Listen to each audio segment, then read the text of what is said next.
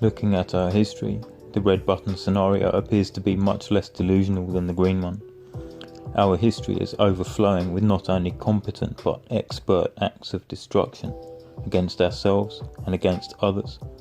most of it blind, programmed, and without any commensurate returns for the horrors we inflicted on each other and other sentient creatures at nature's behest. But I don't think you can point to a single instance of genuine paradise anywhere, except in the ephemeral subjective experience of individuals, which always has come at the cost of something else, or someone else. Not to mention, when these experiences are extrapolated to the real world, one person's paradise can be another person's hell, and it often is. Most of the past attempts to create paradise have ended in some of the worst atrocities unimaginable, mainly because of the simple fact that we weren't built for paradise. We were built to fight. And when there is no enemy, we fight amongst ourselves and destroy what we build, the rubble of our endeavours merely becoming the foundations for the next to collapse. I am currently reading about the neuroendocrinology of envy, and it honestly makes a mockery of the idea of some kind of universal paradise. As well as that, the technology we would likely need to employ to escape the constraints of our biology and design such a hypothetical paradise has the potential to cause exactly the same amount of harm and destruction as any red button we could contrive, probably more, since at least the red button could be meticulously designed for purpose, whereas technology such as artificial intelligence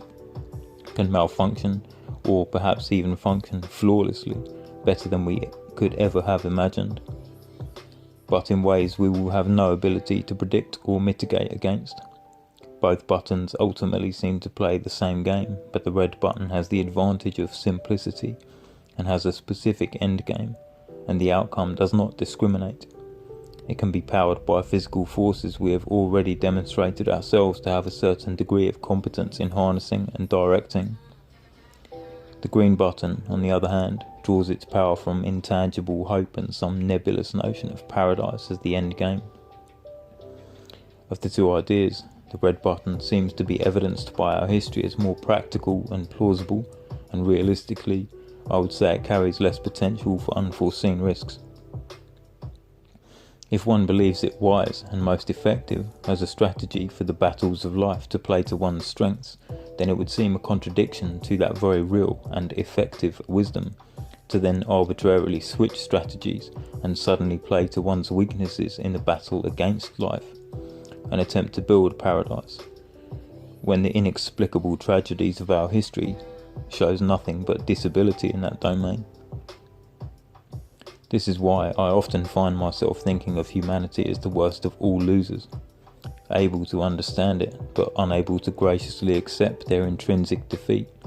and true to Einstein's definition of insanity, doing the same thing over and over again and expecting a different result.